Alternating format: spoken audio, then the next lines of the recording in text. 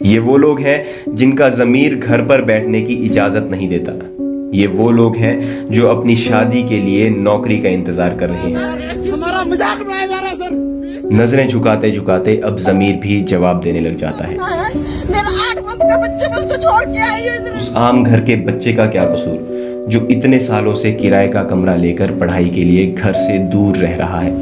रिश्तेदार मजाक उड़ाते हैं। किस्मत में बनने का उस युवा का क्या कसूर जिसने 29 साल की उम्र में एग्जाम पास कर लिया था, लेकिन अब एग्जाम देते देते 34 साल का हो गया है।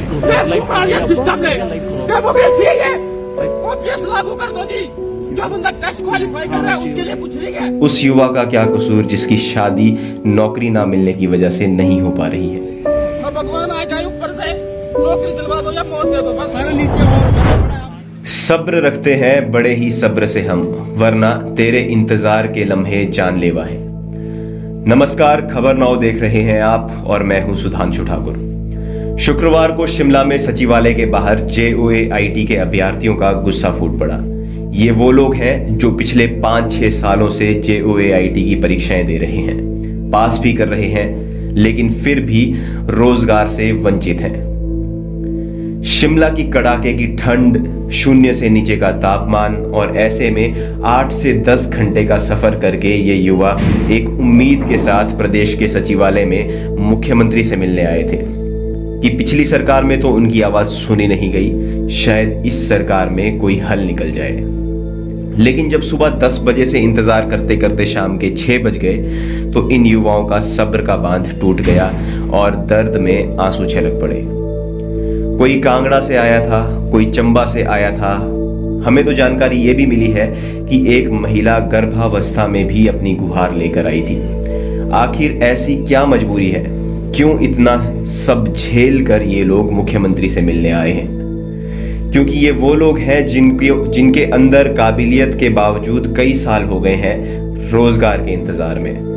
ये वो लोग हैं जिन्हें एग्जाम फॉर्म भरने के लिए माँ बाप से 1000 रुपए मांगते हुए भी शर्म आती है। ये वो लोग हैं जिनका ज़मीर घर पर बैठने की इजाज़त नहीं देता।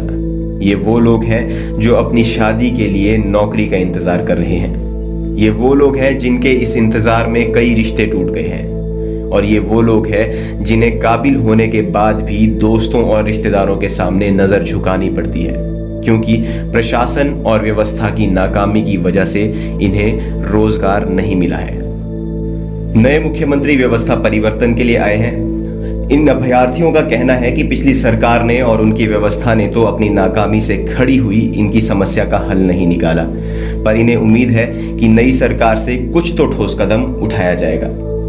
ये लोग JOA-IT का एग्जाम पिछले 5-6 सालों से दे रहे हैं। सबसे पहले 2016 में पोस्ट कोड 447 की परीक्षा हुई थी, जिसमें मेरिट के हिसाब से सीधी भर्तियां हो गई थी। फिर 2017 में 556 पोस्ट कोड का एग्जाम आया। इसमें भी RNP रूल्स वही थे जो 447 पोस्ट कोड के एग्जाम में थे, लेकिन यहाँ पर कंप्यूटर के डिप्लोमा और सर्टिफिकेट को लेकर कुछ नई शर्तें आ गई, जिसकी वजह से कई ऐसे अभ्यर्थी बाहर हो गए जो मेरिट में ऊपर थे, लेकिन उनके पास या तो कंप्यूटर का कोई प्राइवेट सर्टिफिकेट था या फिर उन्होंने कंप्यूटर कोर्स की जगह BCA MCA जैसी डिग्री की हुई थी। ऐसे में उनसे थोड़ी कम मेरिट वाले अभ्यर्थियों को नौकरी मिल गई, लेकिन उसके बावजूद लगभग 530 पोस्टें खाली छोड़ दी गई। फिर 2021 में आया JOA पोस्ट कोड 817 का एग्जाम, जो लगभग 1867 पोस्टों के लिए करवाया गया था, लेकिन पिछले पोस्ट कोड 556 की बची हुई खाली सीटों को भी इसी में मर्ज कर दिया गया। अब ऐसे में टॉप मेरिट के वो लोग जो काबिल होने के बाद एग्जाम पास करने के बाद भी बाहर हो गए थे, उन्होंने ऑब्जेक्शन कर दिया कि हमारी पेंडिंग सीटों को नए पोस्ट कोड की सीटों में मर्ज ना किया जाए, लेकिन कोई सुनवाई नहीं हुई। फिर जब उन्होंने कोर्ट का दरवाजा खटखटाया तो पोस्ट कोड 817 की भर्ती पर भी स्टे लग गया।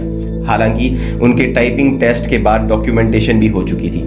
इस पोस्ट कोड के लगभग 1400 फ्रेश अभ्यर्थियों की भर्ती भी इस मामले की वजह से लटक गई। फिर उसके बाद पोस्ट कोड 939 और 903 के एग्जाम हुए और उनमें भी इसी तरह की कुछ सीटें पोस्ट कोड 556 की मर्ज हो गई थी और इस तरह से सारी भर्तियां लटक गई और ये पूरी करामात हाल ही में निलंबित हुए SSC हमीरपुर की थी।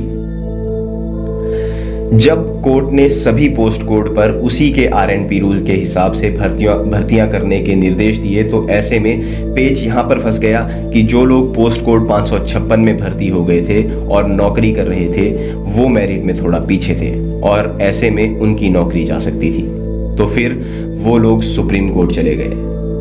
अब मामला सुप्रीम कोर्ट में लटका है, लेकिन हिमाचल प्रदेश सरकार का इस केस को मजबूती के साथ सुप्रीम कोर्ट में पेश नहीं किया है, जिससे ये केस आगे से आगे खींचता चला जा रहा है। लेकिन सवाल ये है कि इस पूरे मामले में उनका क्या कसूर, जो 6 सालों से मेहनत करके पढ़ाई कर रहे हैं, एग्जाम दे रहे हैं, पास भी हो रहे हैं, बस उनकी भर्ती नहीं हो रही।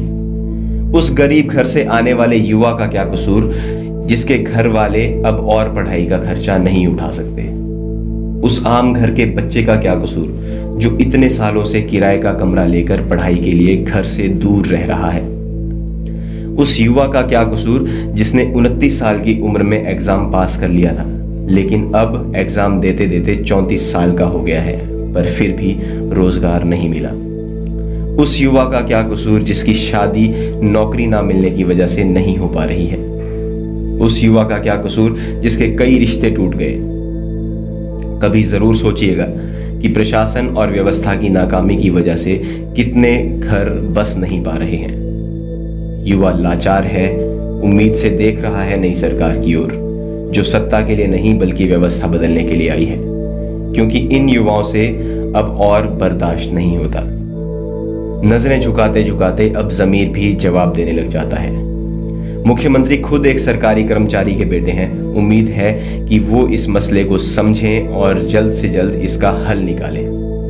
अगर आप हमें फेसबुक पर देख रहे हैं तो हमारे पेज को लाइक और फॉलो करें। अगर यूट्यूब पर देख रहे हैं तो सब्सक्राइब करें। वीडियो को शेयर करना ना भूलें। नमस्कार।